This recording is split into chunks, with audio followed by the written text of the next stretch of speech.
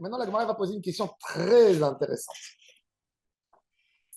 Réhouven a envoyé Shimon. Shimon, c'est son avocat. Shimon, c'est l'avocat de Réhouven. Il lui a donné le plein pouvoir pour vendre son appart. Shimon, qui est l'avocat, il a oublié, il croyait que Réhouven, il était d'accord de vendre l'appartement à 2,2 millions, mais en fait, il lui a dit 2,4 millions. Donc, quand on l'a négocié, il est descendu à 2,2 millions. Il a fini le contrat, il a signé, il a envoyé au cadastre. Et tout d'un coup, Réhouven, quand il voit les virements, il dit, ils sont où encore les 200 000 qui restent? Mais tu m'as dit 2,2 millions. Pas du tout, je t'ai dit 2,4 millions. Maintenant, dans la Gemara, on a dit que la vente est annulée. La Gemara pose une question. Elle dit, le pauvre client, qu'est-ce qui s'appelle Takana Tachouk? En plus, il dit, toi qui as un problème, va, attaque l'avocat sur la différence. Pourquoi tu dis que la vente est annulée? Si tu as des preuves que c'est ce que tu as dit à l'avocat, attaque l'avocat, n'annule pas la vente du client. Mais pourquoi la Gemara a dit que la vente est caduque? C'est-à-dire que l'acheteur doit s'assurer que le propriétaire. L'acheteur ne peut pas, l'acheteur ne peut pas. C'est non limite après. De la même manière que la divorcée, elle peut sortir du terrain, l'acheteur, il devait faire attention qu'il n'y avait pas, il était monsieur Sharbat de Touba. C'est pas une question d'acheteur.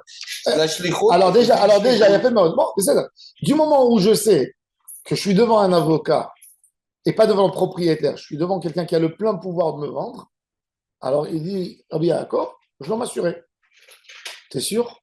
J'ai envie d'écouter du propriétaire qu'il est d'accord. Pas envie d'avoir des histoires après. Mais la Gemara, c'est très intéressant. Hein. Dans des questions comme ça, on veut savoir déjà, point de vue, la philosophie de l'acquisition, comment elle se fait. Alors la Gemara, elle dit qu'il y a quelque chose de base, de basique. Quand tu envoies un chaliar, et ça, je veux que vous reteniez, ça, c'est l'idée. J'envoie quelqu'un pour me faire du bien, pas pour me faire du mal. Du moment où il me fait du mal, la shlichut, elle est bêtée là. Toute la force du chaliar de vendre l'appartement, c'est mes édines. Shlichut. Shlochosh el Adam, kemoto. Si tu as un chaliar pour me faire du mal, tu ne peux pas être mon chaliar. Si tu ne peux pas être mon chaliar, toute ton action, elle est invalide. Ça, c'est ce que la Gemara, elle va dire. Mais si. Le mal, c'est le moins bien. Il y a un chaliar. Non, il y a un chaliar qui n'a pas fait dans la forme. Je vais avoir. Mais c'est l'homme chané. C'est l'homme chané. Du moment où tu me fais du mal, tu n'es pas mon chaliar. Quand le chaliar, il a fait des choses problématiques dans la forme, je lui reproche. Mais quand il m'a fait un dégât qui montre, j'envoie un chaliar pour me faire du bien, pour me faire du mal. Donc, il n'y a pas que shlichut. Ça, c'est ce que la Gemara, elle va essayer d'expliquer. Et ça, c'est l'idée qui est derrière tout ce qui s'appelle une erreur d'un chaliar, c'est-à-dire que la shlichut, elle ne fonctionne pas. Allez, c'est pas le problème de l'endroit. C'est pas le problème de l'acheteur. Je ne pense pas. Il est fautif de quoi que ce soit. Si. J'ai reçu mon premier ticket. Si, parce que quand l'acheteur est au cadastre, non, parce que quand l'avocat de l'acheteur, l'avocat de l'acheteur au cadastre, il a fait sortir le Tamtzit Nesartavo. Il a vu que c'est écrit Réhouven Ben Yaakov, le propriétaire du terrain. C'est Shimon qui lui vend. Et il lui dit, c'est Shimon. Pourquoi toi, Shimon, tu me vends? Il dit, j'ai le plein pouvoir. Attends, à moi de vérifier. Ça peut être ça peut être un honneur. Ça peut être de la même manière que j'ai vérifié que ce n'est pas une escroquerie. Et s'il a déjà fait Kinyan sur le. Je l'homme méchané.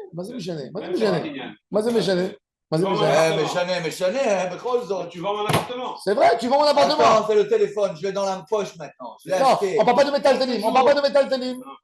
On parle de carcarotte. On a les carcarottes, c'est quelque chose d'autre. J'ai vendu mon appartement en France. J'y étais pas. L'avocat, il était là-bas. Moi, j'étais en Israël. C'est l'homme méchané.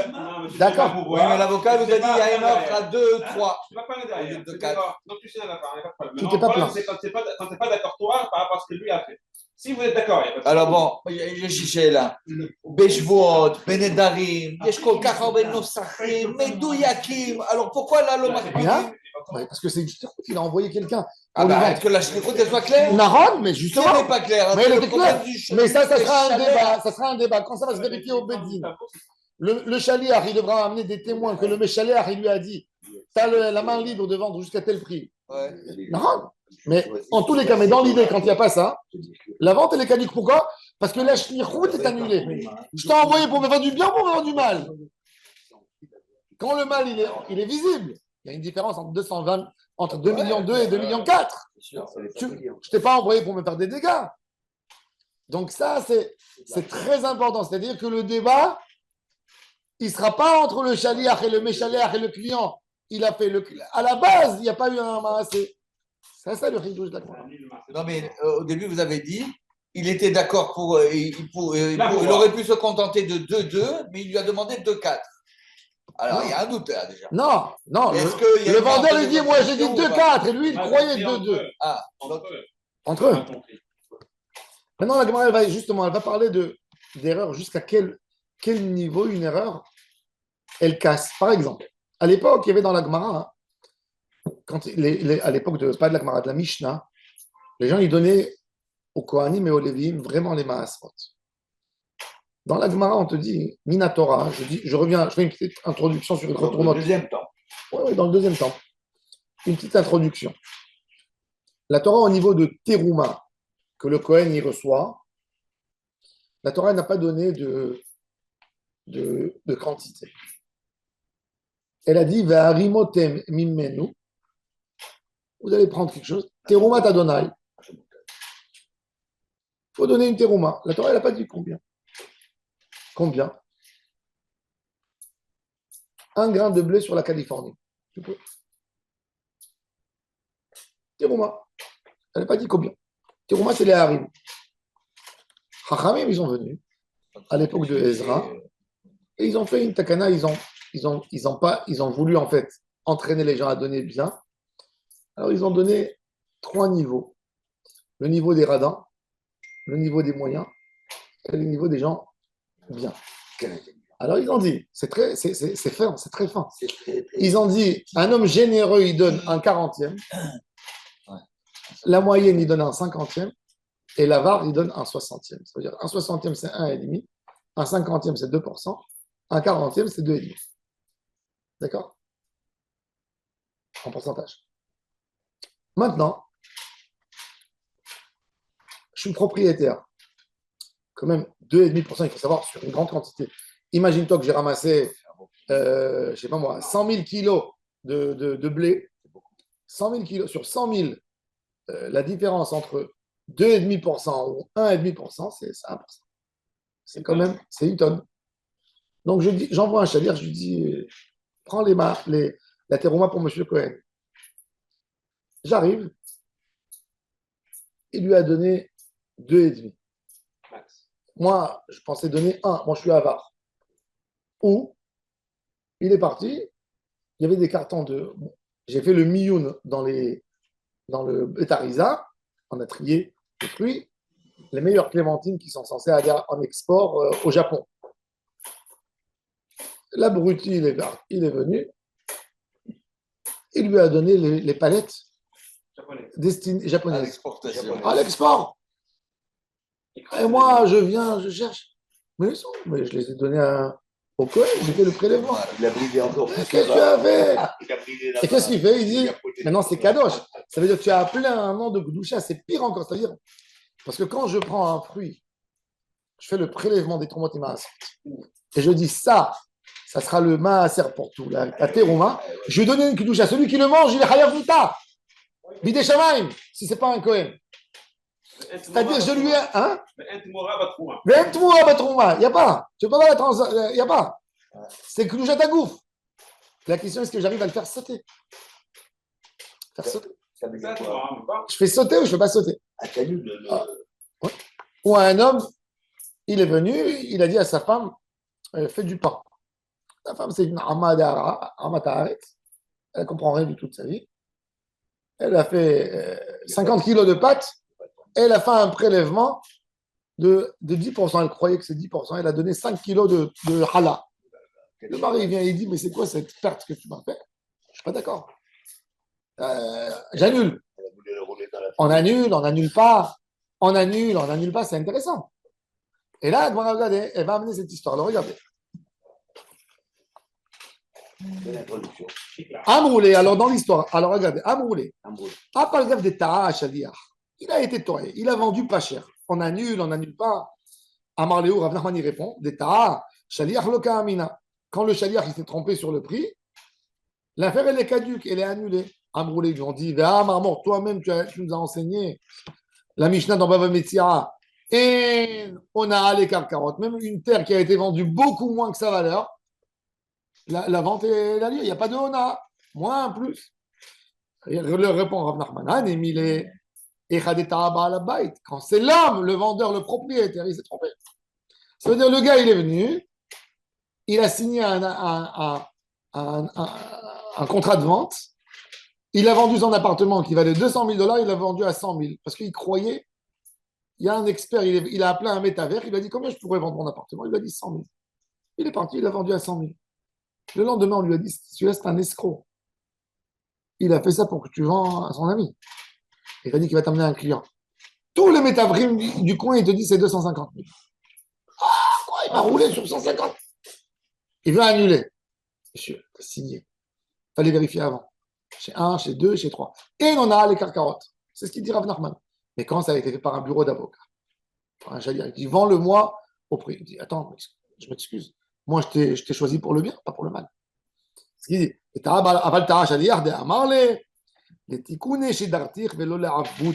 envoyé pour me faire du bien, pas pour me faire du mal.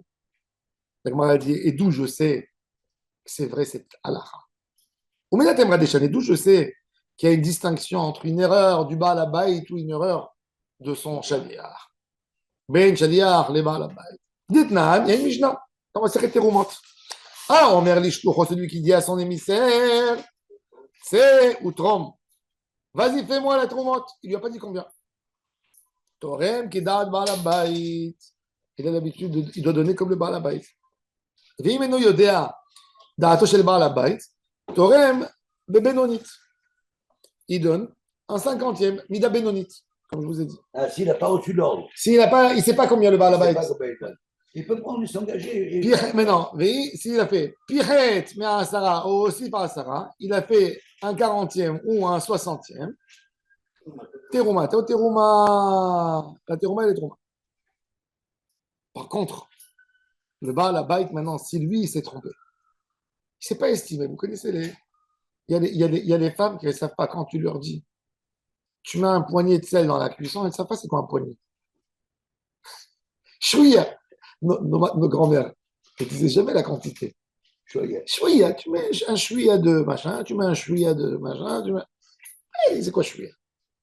Une cuillère à soupe, une cuillère à café, une louche. Hey. Il y a des gens, des vrais hamars, ils n'ont pas la. Ils ne savent pas c'est quoi. Quand ils touchent dans la main, tu lui dis combien tu as dans ta main?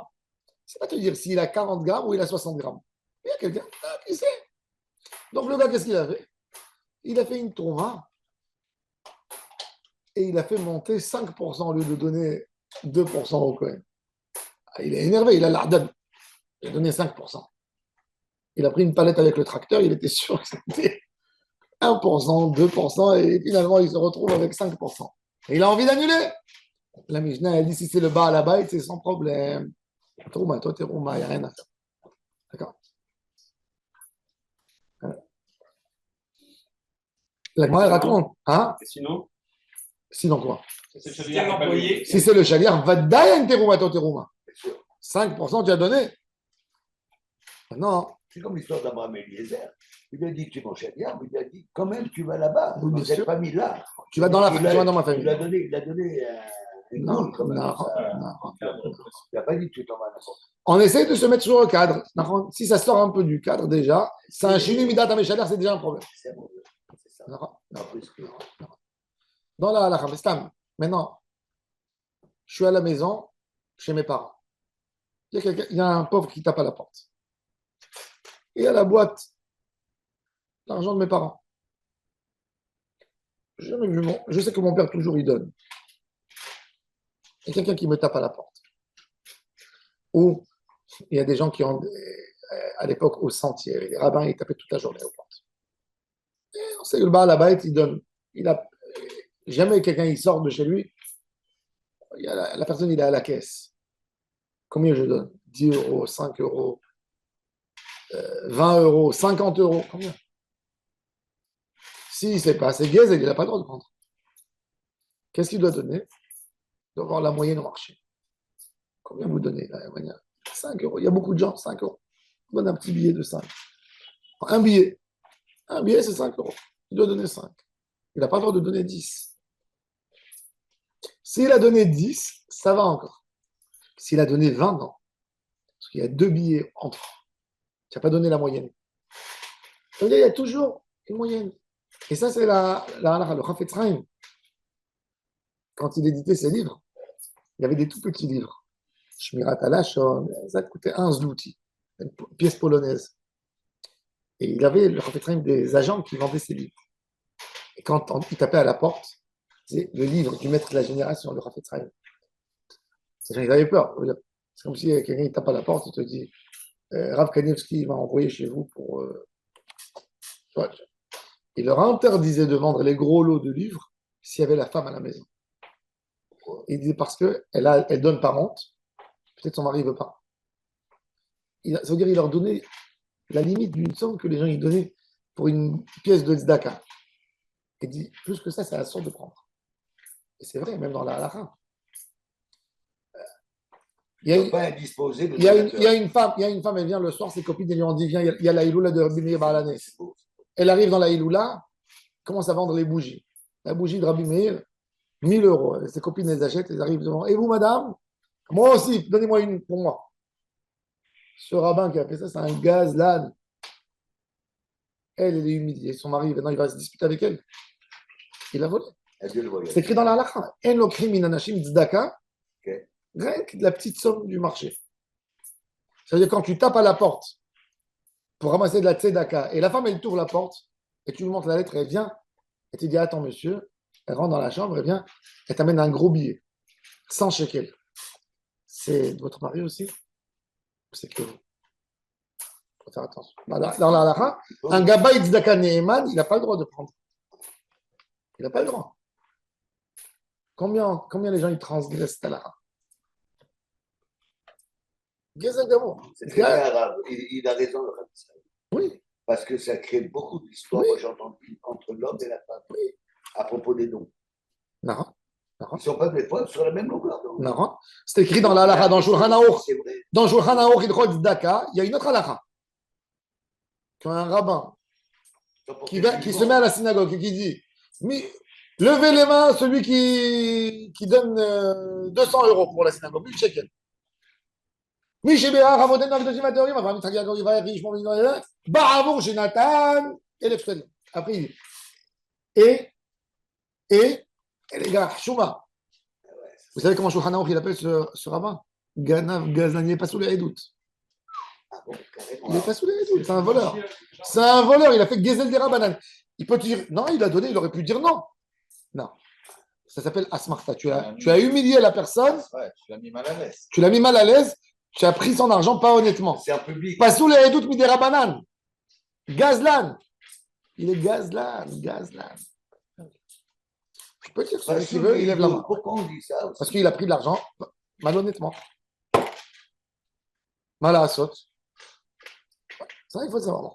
On revient à notre sujet. Il y a des tzadikim, qui faisaient comme ça. Tu donnes, la personne il vient demander une bracha, il dit, tu vas donner, je te demande 1500 euros. Rabbi Shimon Bar Yochai, il faisait comme ça. Pourquoi il faisait comme ça?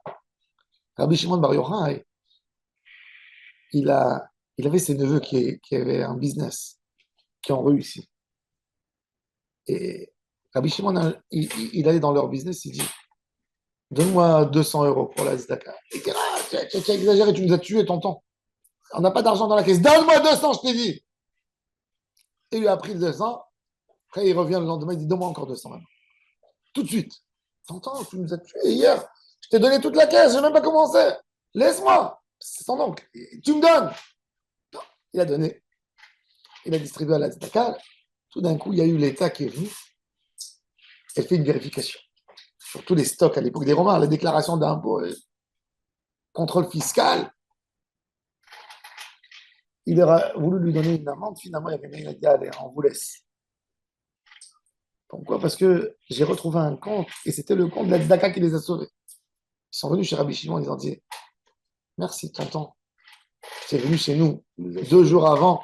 Tu nous as pris la tzedaka par force. Mais pourquoi tu n'es pas venu pour nous le dire? On se l'aurait donné avec cœur. Il a dit non, vous ne m'aurez pas donné les chèmes de tzedaka. Vous m'aurez donné pour annuler la xéra. Je ne voulais pas. Mais c'est-à-dire, il y a des tzadikim. Il y a des tzadikim. Non, il y a des tzadikim qui voient. Il y a un tzadik qui voit. Il y a un tzadik qui voit. Des fois, il y a quelqu'un qui arrive chez lui pour demander une bracha. Il voit qu'il y a une grande xéra sur lui de mavet. Il a envie qu'il fasse une tzedaka importante. Tzedaka tatzid mi mavet. Il lui dit donne-moi 3 000 € pour la tzedaka. Maintenant, l'autre, il peut se dire dans sa tête qu'est-ce qu'il a envie de l'argent sera. Tu vois?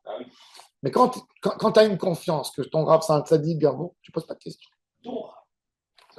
Tu vas chez lui pour demander une bracha. Tu vas chez lui pour demander une bracha. Il y a toujours plein de rabbinim qui viennent à Shabaranana. La semaine prochaine, il y a un autre rab qui arrive. C'est pas ton rab. Tishma. J'avais un oncle du Breslev, d'accord? Il rentre dans les bracha. Il a divorcé de sa femme, il s'est remarié avec une deuxième femme. Et à la choupa, il n'arrive pas à s'approcher de sa femme. 1 jour, 2 jours, 1 semaine, 2 semaines, 1 mois, 2 mois, 3 mois. Elle lui dit donne-moi un guet. Je ne suis pas marié avec une statue. Et lui, le pauvre, il était gêné. Il appelle ma mère. Maintenant, les Breslev, tout ce qui est en dehors de Rabbi Nachman, ce n'est pas un rab, c'est un menteur. C'est comme ça chez eux. Malheureusement, c'est comme ça. Il y en a d'autres dans la catégorie. Mais c'est comme ça. Moi, je ne rentre pas maintenant. Je ne vais pas les éduquer. Et ma mère, elle m'appelle. Ma mère, elle me dit, Jacob, voilà, regarde tonton et machin. Je dis, maman, lui, même si tu prends un fouet et tu le tapes, sa bêtise, elle ne va pas sortir. Je vais aller chez le Rav Kadouri pour lui. Je vais chez le Rav Kadouri. Votre maman? Non, moi, je vais chez le Rav Kadouri pour mon nom. Son nom. Ouais. Et je lui donne le nom. Et je lui dis, voilà. Il me dit, il a été attaché par sa première femme. Elle est partie chez une sorcière. Elle l'a attaché. Je dis, quoi? Elle est religieuse. Il rigole, il me dit. Je dis, qu'est-ce qu'il faut faire? Il me dit, donne-moi 2500 shekels. Si je suis parti pour demander conseil, je me la boucle. Sinon, si j'ai des idées dans ma tête, je ne vais pas. Donc, je suis parti chez ma mère, j'ai dit, il me faut 2500. Elle avait ses économies, on m'a donné, je suis reparti. Et voilà. Elle me dit, ce soir, il est libre. En fait, il a pris 10 Tamidei Chachamim. Il leur a payé à chacun, ils ont fait un petit coup. Ils lui ont fait une atarat chez vous, une atarat d'Ari, une atarat de le soir, comme si de rien n'était, tout allait bien. Et elle a eu des enfants avec elle, et Baruch Hashem. Et tzadikim, si tu crois dans un tzadik et que tu vas, fais ce qu'il te dit. Si tu as des questions, avant de rentrer, ne rentre pas. Si tu sais que c'est sa manière de faire. Mais non, encore une fois, il y a des charlatans, c'est sûr. Mais il y a des tzadikim aussi, il ne faut pas oublier. C'est pas parce qu'il y a des charlatans que chaque tzadik qui te demande de l'argent, c'est un charlatan. Un tzadik qui peut te demander de l'argent parce qu'il voit une xéra sur toi, tu ne sais pas ce qu'il fait avec l'argent. Il donne l'argent à 100% de Dakar. Je ne le soupçonne pas. Si je vais chez quelqu'un que je pense qu'il est honorable et qu'il est. Sinon, je ne viens pas chez lui. Si je ne fais pas confiance, je ne viens pas chez lui. Si j'ai des questions, je résous mes questions d'abord. Je m'arrange avec mes questions. Après, je vais chez lui. Si je vais chez un tzadik, c'est parce que je sais qu'il peut me. Non. C'est ce que j'ai à dire toujours. C'est pour ça que moi, je n'aime pas quand les gens me disent ce ravi d'abri. Il y a des rabbins, oui, ils te disent Pidyon Nefesh, donne-moi. Il y a d'autres charlatans. Oui.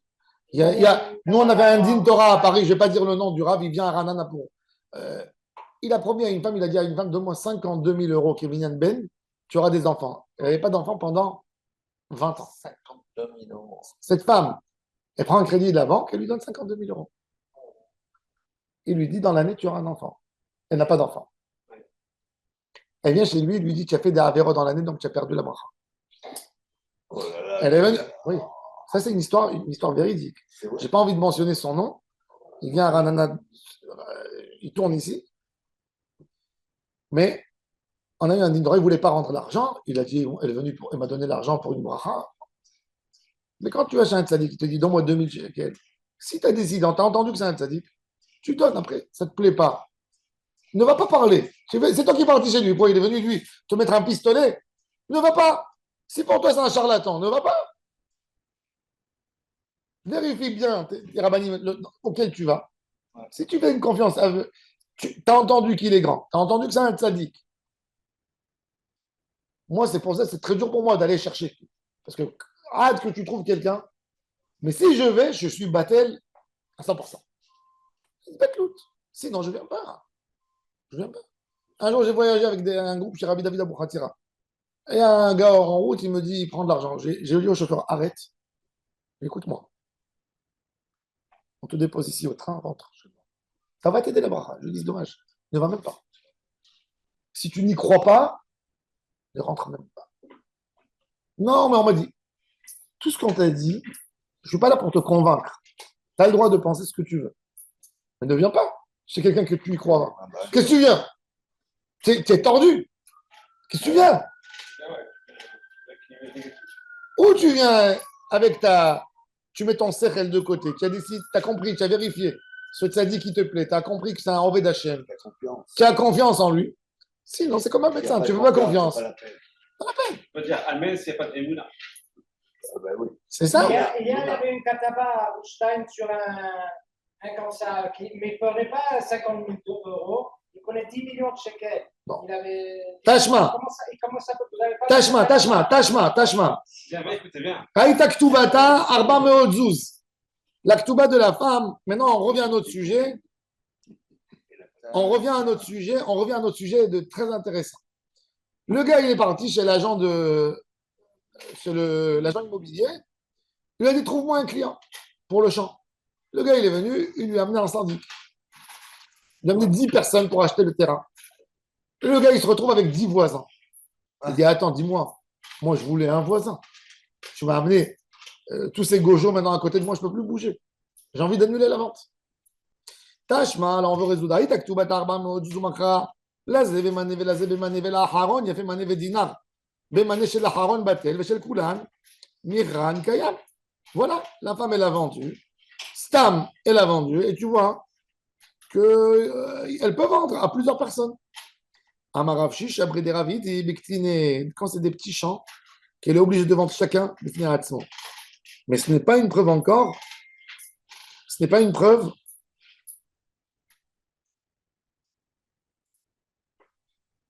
qu'on peut vendre à deux personnes. Là, Alakha Shulchan Aruch, il a tranché Alakha les Maaseh. Quand j'ai dit trouve-moi un client, je ne parle pas d'un client. Le Icar, c'est je veux m'en débarrasser. Je veux vendre. Même s'il a vendu 100, s'il n'a pas précisé un et pas deux, Stam vente, c'est n'importe qui. C'est-à-dire, par exemple, un immeuble de religieux. D'accord. À Ranana, il y a des immeubles, tout le monde religieux. Eux, ils sont bien entre eux, ils s'entendent bien. La Mahalit Shabbat, il n'y a personne qui embête, il n'y a personne qui vient éteindre la lumière. Les bianimes de Schwartz, Ravutski là-bas, il y a des immeubles comme ça. Il y a un gars, il a envie de vendre son appartement. Il est parti, il va chercher un agent immobilier. Il lui a dit, vends-moi l'appartement. Voilà, tu regardes l'immeuble, tu connais le profil du quartier. Le gars, il est parti, il lui a amené un client, il a vendu à un gars du Meretz. Il arrive dans l'immeuble, et tous les voisins, ils disent aux voisins, on ne te pardonnera jamais. Ça, c'est ton bon voisinage avec nous des années, nous on était là pour toi. Regarde, qu'est-ce que tu nous as amené? Lui, il rentre en panique, il va chez l'agent, il dit, écoute, je ne t'ai pas dit d'amener celui-là, hein. Annule la vente. Non, je ne peux pas. Alors, il est le dire avant. Il a fait, c'est exactement ça. Parce que quand tu me dis, trouve-moi un client, tu n'es pas là, ton Icar, c'est de vendre.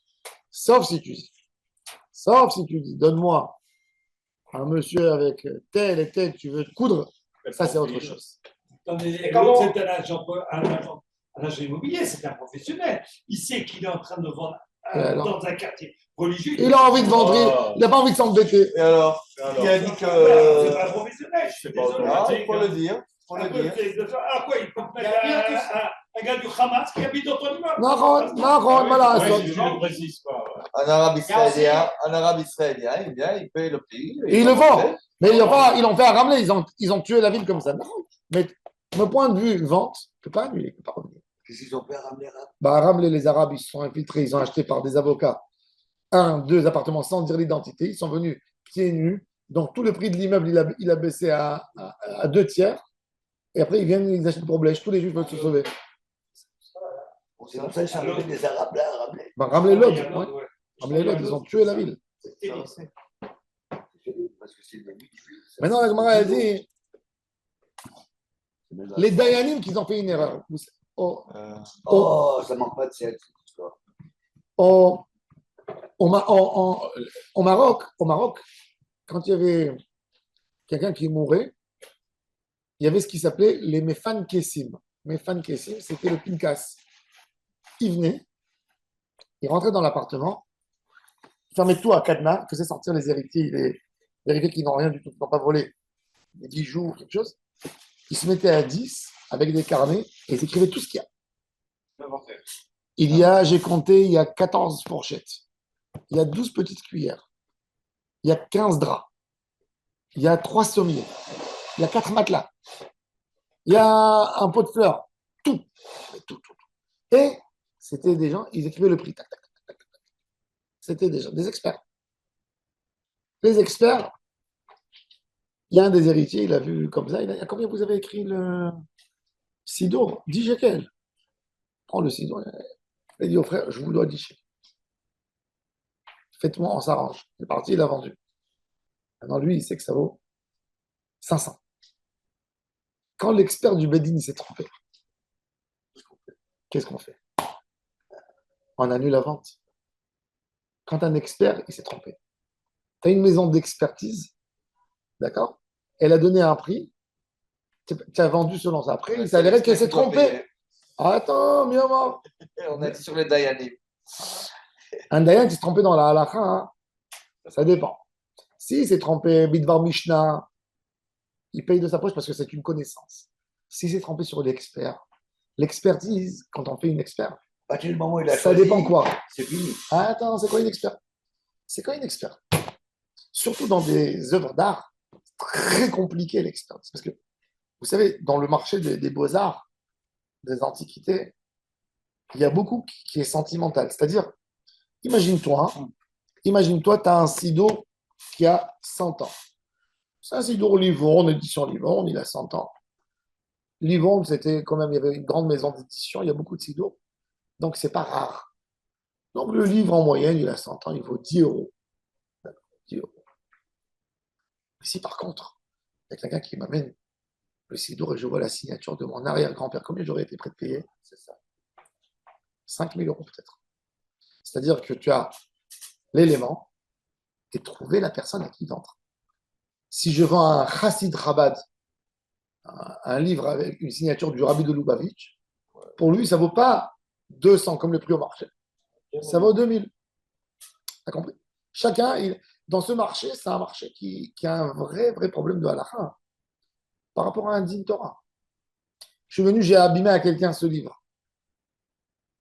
Je paye selon Chabad, je paye selon le marché. Je paye selon qui? J'ai pris à quelqu'un le sidour de son père, je lui ai déchiré. Je lui ai pris, je l'ai envoyé, je l'ai perdu. Il vient, il me dit, tu sais combien ça coûte pour le sidour de mon père? Mon sidour de bar mitzvah que mon papa m'a acheté pour moi, il vaut $1 million. Tu dois lui payer $1 million? Là, tu as acheté Dourneuf et tu dis alors, à Miyama. Miyama. On l'a dit, Toll.